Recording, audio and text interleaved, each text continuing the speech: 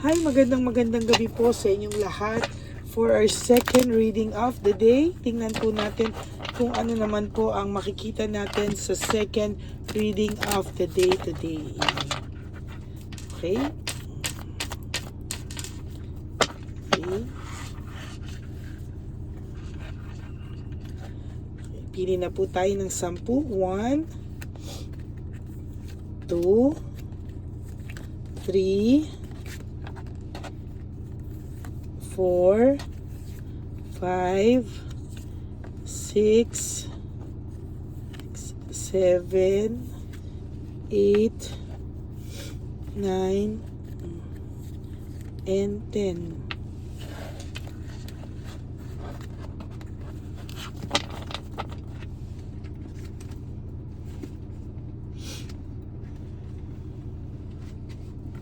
Hindi naman po tayo dito ng 10.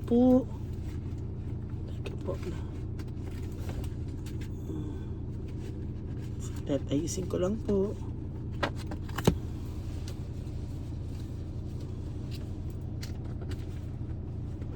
Ayan. Sakit lang po, no? Nahulog. Pasensya na po.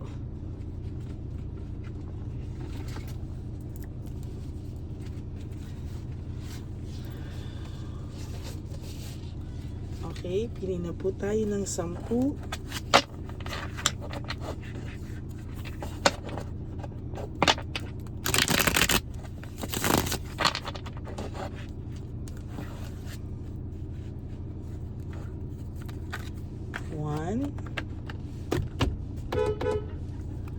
1, 2, 3, 4, 5, 6, 7, 8, 9, and 10.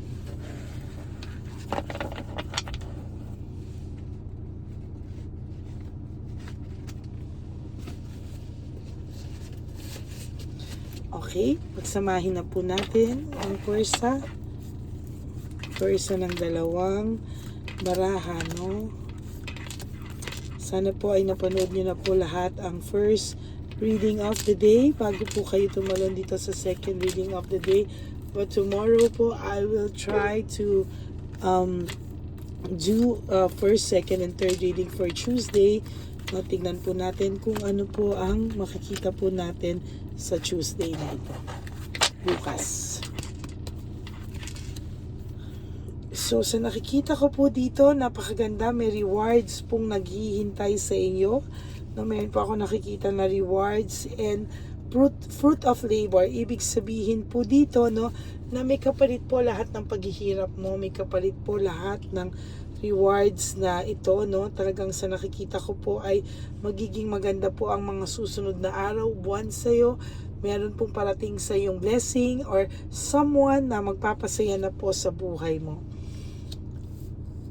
Mas maganda daw pong maging disconnected ka muna sa person na iniisip mo, no? Dahil po mas marirealize niya po yung worth mo kapag wala ka na po, no? Or mas marirealize niya po talaga pag ikaw na po yung nanlamig, ikaw na po yung umayaw, ikaw na po yung nasaktan. Talagang sa nakikita ko po ay meron po akong nakikita dito na talagang mararamdaman mo po talaga, no, na doon niya po marirealize yung partnership nyo, yung union nyo, yung marirealize niya po yung feelings mo na hindi niya inalagaan. Marirealize niya po lahat-lahat po ng lahat-lahat po ng mga pinagbaliwala niya sa'yo. Doon po lahat papasok sa kanya sa time na disconnected kayo or time po na ayaw mo na po sa person mo. Tsaka niya po marirealize yan kapag ka nagsimula ka na po ng buhay na wala siya, no? Kapag ikaw po ay nagsimula ng buhay na wala siya, nagsimula ka ng buhay na parang out na siya, wala ka nang pakialam sa kanya, you want to have a new life, ayaw mo na pong masaktan, ayaw mo na pong bumalik sa kanya, dun po siya magpapanik at dun po siya talaga matatakot, no? Dun niya po mararamdaman tong Oh my God, the tower, no? Disaster, broken pride, shattered dreams, lahat po yan dyan pa lang po darating sa kanya, no? Magiging sad po ang buhay niya, magiging hindi niya po akalain kung ano po yung mangyayari sa kanya.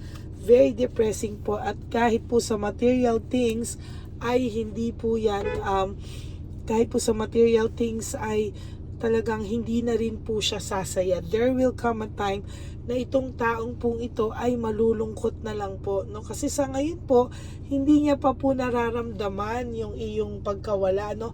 Ang pakiramdam nga po to, sabi ko nga sa iyo, yung baraha mo lagi kong nakikita, parang panatag po siya lagi lang po siyang ganyan, lagi po siyang confident, no? Confident po siya na kahit ano pong mangyari, talaga pong sa nakikita ko po ay ang feeling niya po anytime na gusto niyang bumalik sa iyo, nandiyan ka lang. Anytime na gustuhin ka po niyang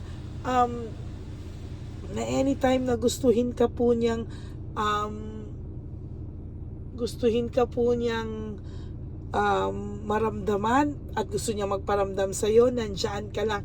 So hindi po yan talaga tama, no? Marirealize niya po talaga yung pagkawala mo in times na siya na lang mag-isa at wala ka na po sa piling nito.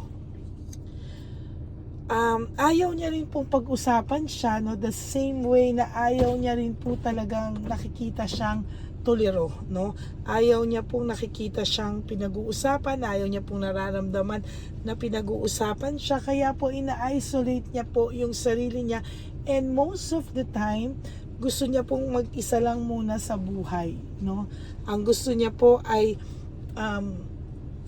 ngayon gusto niya muna mag-isa, kasi ang alam niya po, lagi ka lang nandyan, kaya hindi ka po niya siniseryoso, or hindi niya po tinitake ito literal, no?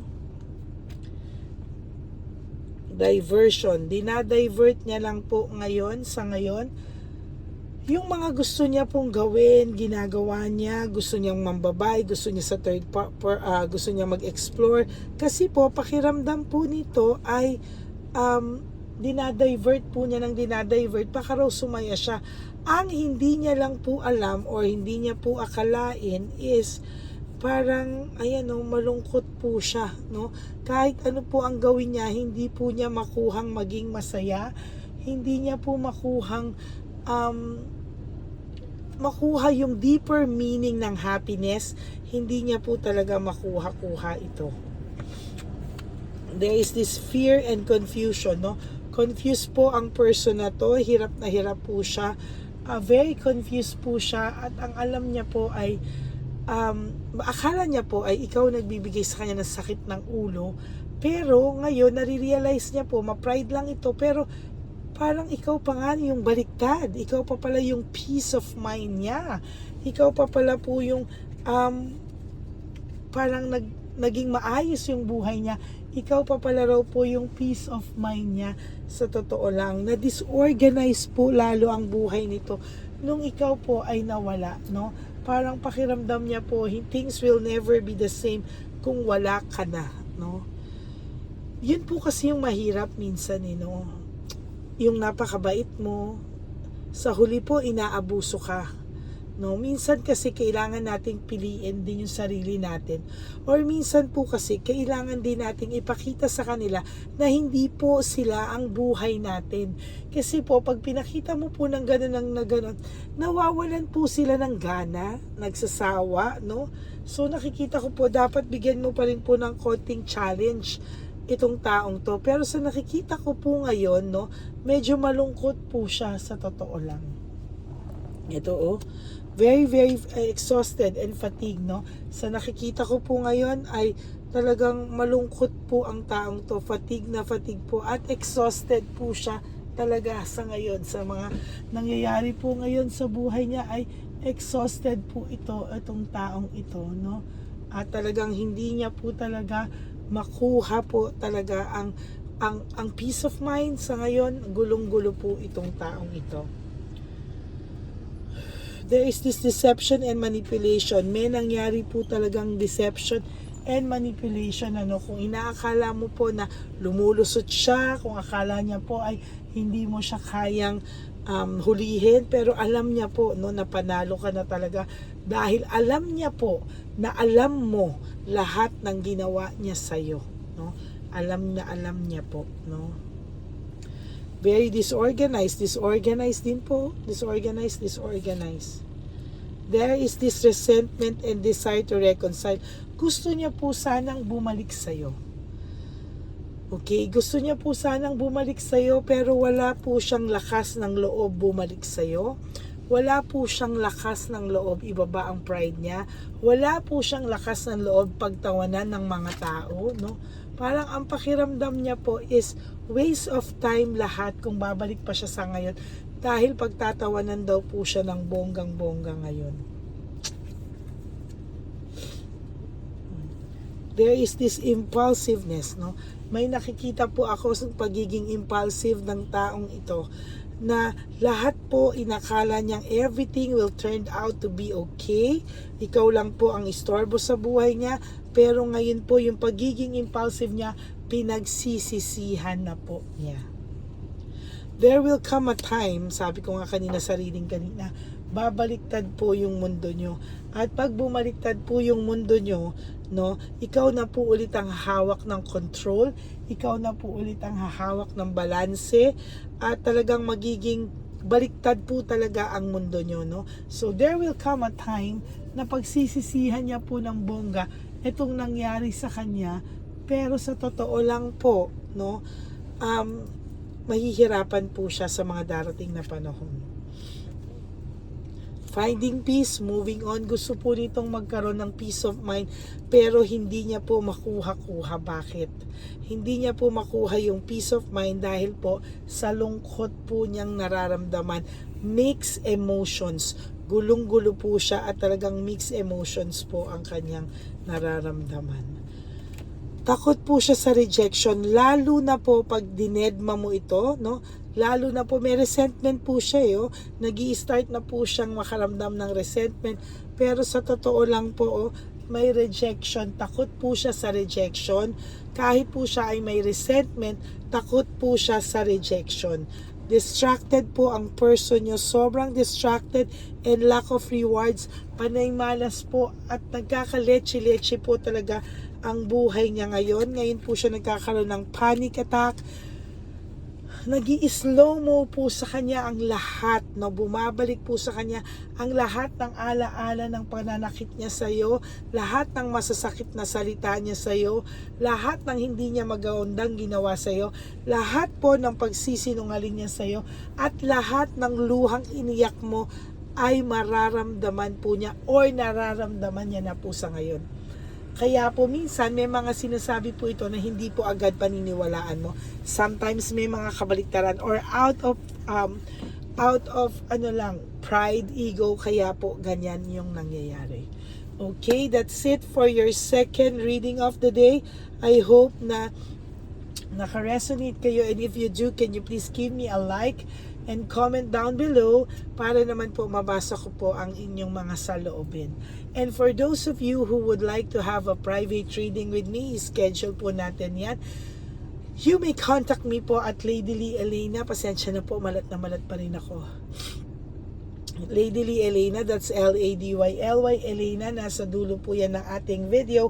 Diyan nyo lang po ako makukontakt. That's my only official and legit FB account. Yan, maraming salamat po sa inyong lahat.